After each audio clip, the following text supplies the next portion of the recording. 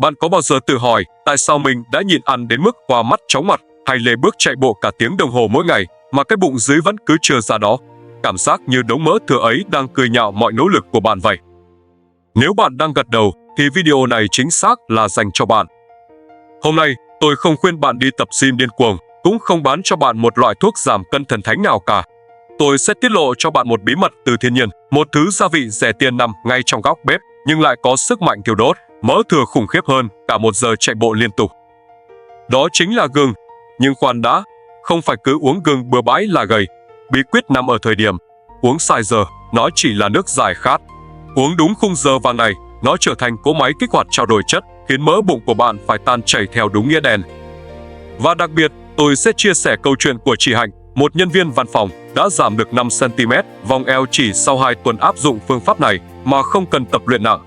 Hãy xem đến giây cuối cùng vì công thức đặc biệt và những cảnh báo an toàn quan trọng nhất sẽ nằm ở đó. Bắt đầu ngay thôi.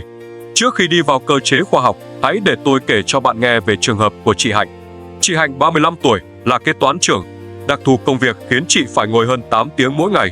Áp lực, stress và những bữa ăn vội vàng khiến vòng hai của chị ngày càng phình to, trong khi tay chân lại khá nhỏ. Đây là kiểu béo bụng điển hình do cortisol, hormone căng thẳng, gây ra. Chị Hạnh đã từng thử chạy bộ buổi sáng, nhưng chỉ được 3 ngày là bỏ cuộc vì quá mệt và không có thời gian. Khi tìm đến phương pháp dùng nước gừng, chị cũng rất hoài nghi. Nước gừng thì có gì mà ghê gớm, chị nghĩ vậy. Nhưng điều kỳ diệu đã xảy ra. Chị không thay đổi chế độ ăn quá nhiều, chỉ duy nhất một thói quen uống một cốc nước gừng ấm đặc biệt vào đúng 7 giờ sáng. Kết quả, sau tuần đầu tiên, chị thấy cơ thể nóng lên, mồ hôi toát ra nhiều hơn dù chỉ ngồi làm việc. Sau 2 tuần, quần âu của chị bắt đầu lỏng. Và sau 1 tháng, chị Hạnh nhắn tin cho tôi, khoe rằng đã giảm được 5 cm vòng eo, cảm giác người nhẹ nhõm như trút được cả gánh nặng. Vậy, điều gì đã xảy ra trong cơ thể chị Hạnh? Tại sao nước gừng lại mạnh mẽ đến thế? Để hiểu được điều này, chúng ta phải nhìn vào thành phần hóa học của gừng. Gừng không chỉ là gia vị, nó là một nhà máy dược liệu tí hon. 2 vũ khí hạng nặng nhất trong gừng là zingerol và sogaol. Đầu tiên là zingerol. Chất này có khả năng ổn định lượng đường trong máu cực tốt. Bạn cần biết rằng khi đường huyết tăng cao đột ngột do ăn đồ ngọt, tinh bột, cơ thể sẽ tiết ra insulin để tích trữ năng lượng dưới dạng mỡ. Zingerol giúp ngăn chặn quá trình này, giữ đường huyết ổn định, từ đó khóa van tích mỡ. Thứ hai, và quan trọng hơn cả, là sogaol. Chất này sinh ra khi gừng được làm nóng hoặc sấy khô. Sogaol kích hoạt một quá trình gọi là thermogenesis, hay còn gọi là quá trình sinh nhiệt. Hãy tưởng tượng cơ thể bạn như một lò sưởi. Bình thường, nó chỉ cháy liu riu, nhưng khi bạn nạp sogaol vào, giống như bạn đổ thêm dầu vào lửa vậy. Thân nhiệt tăng lên, tốc độ trao đổi chất tăng vọt. Cơ thể buộc phải đốt cháy mỡ dự trữ để làm mát và cân bằng lại. Đó là lý do tại sao uống nước gừng xong bạn thấy nóng người, thậm chí toát mỡ hôi. Đó chính là lục mỡ đang được đốt cháy. Không chỉ vậy, gừng còn giúp giảm nồng độ cortisol. Nhớ trường hợp chị Hạnh không? Mỡ bụng dưới của chị ấy là do stress.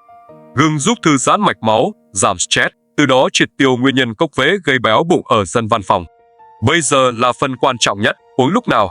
Nhiều người uống nước gừng vào buổi tối trước khi đi ngủ. Sai lầm.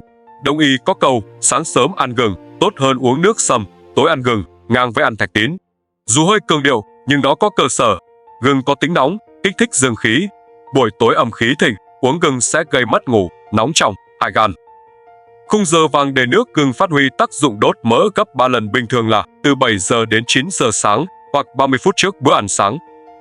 Tại sao lại là giờ này? Sau một giấc ngủ dài, dạ dày bạn đang rỗng, tốc độ trao đổi chất đang ở mức thấp nhất trong ngày.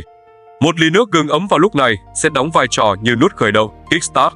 Nó đánh thức toàn bộ hệ tiêu hóa, tống khứ độc tố tích tụ trong đại tràng suốt đêm qua. Đặc biệt, uống trước bữa ăn giúp bạn kiểm soát cơn đói cực tốt. Một nghiên cứu trên tạp chí Metabolism năm 2012 cho thấy, những người đàn ông uống nước gừng nóng vào bữa sáng cảm thấy no lâu hơn và đốt cháy thêm được 43 calo trong quá trình tiêu hóa thức ăn ngay sau đó so với người không uống. Quay lại tiêu đề video, tại sao tôi nói nhanh hơn chạy bộ 1 tiếng? Nghe có vẻ phi lý đúng không? Chạy bộ 1 tiếng đốt khoảng 400 đến 600 calo. Một ly nước gừng chỉ đốt trực tiếp khoảng 40 đến 50 calo. Nhưng sự khác biệt nằm ở hiệu ứng đốt mỡ thụ động, afterburn effect. Khi bạn chạy bộ, bạn đốt calo lúc chạy. Khi dừng chạy, quá trình đốt mỡ giảm dần và dừng lại.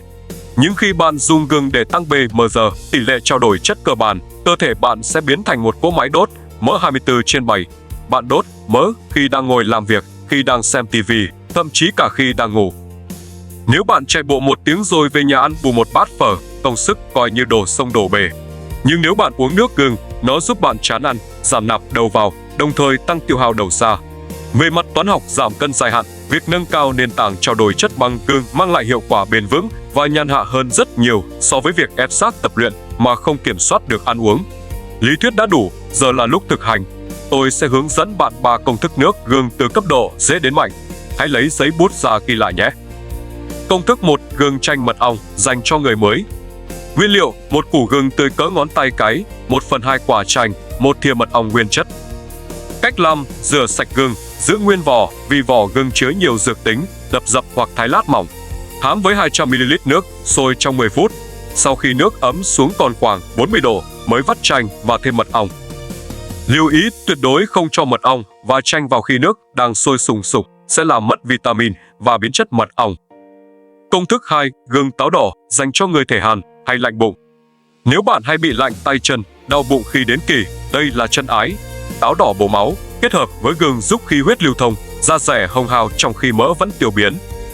Công thức 3. Bom tấn đốt mỡ, trà gừng quế, cấp độ mạnh. Thêm 1 thanh quế nhỏ vào ly trà gừng. Quế cũng là một chất sinh nhiệt cực mạnh. Sự kết hợp giữa gừng và quế sẽ tạo ra hiệu ứng cộng hưởng, đẩy tốc độ đốt mỡ lên mức tối đa. Tuy nhiên, loại này khá nóng, chỉ nên uống 2-3 lần tuần. Gừng rất tốt, nhưng nó không phải là tiên dược cho tất cả mọi người. Hãy dừng ngay hoặc tham khảo ý kiến bác sĩ nếu bạn thuộc các nhóm sau. Người bị loét dạ dày, tá tràng nặng, gừng có tính kích thích niêm mạc, có thể làm vết loét đau hơn. Người bị cao huyết áp, một lượng nhỏ gừng có thể làm tăng huyết áp nhẹ lúc đầu. Phụ nữ mang thai nửa cuối thai kỳ cần hạn chế để tránh kích thích co bóp tử cung. Người bị bệnh trĩ, xuất huyết, tính nóng của gừng có thể làm tình trạng chảy máu nặng hơn. Và quan trọng nhất, đừng quá lạm dụng. Mỗi ngày chỉ nên dùng khoảng 10 đến 15 giờ gừng tươi. Uống quá nhiều sẽ gây nóng tròng, nổi mụn và khô miệng. Hãy lắng nghe cơ thể mình. Giảm cân là một hành trình cần sự kiên trì, nhưng nếu biết cách tận dụng những món quà từ thiên nhiên như gừng, hành trình đó sẽ ngắn hơn và dễ dàng hơn rất nhiều. Hãy thử áp dụng thói quen uống nước gừng vào 7 giờ sáng ngay từ ngày mai và cảm nhận sự thay đổi của cơ thể. Nếu bạn thấy video này hữu ích, đừng quên tặng tôi một nút like và chia sẻ nó cho những người bạn cũng đang đau đầu vì mỡ bụng. Và nếu bạn đã từng thử cách này, hãy bình luận kết quả bên dưới để mọi người cùng có thêm động lực nhé. Đăng ký kênh ngay để không bỏ lỡ những bí quyết sống khỏe tuyệt vời khác. Xin chào và hẹn gặp lại trong video tiếp theo.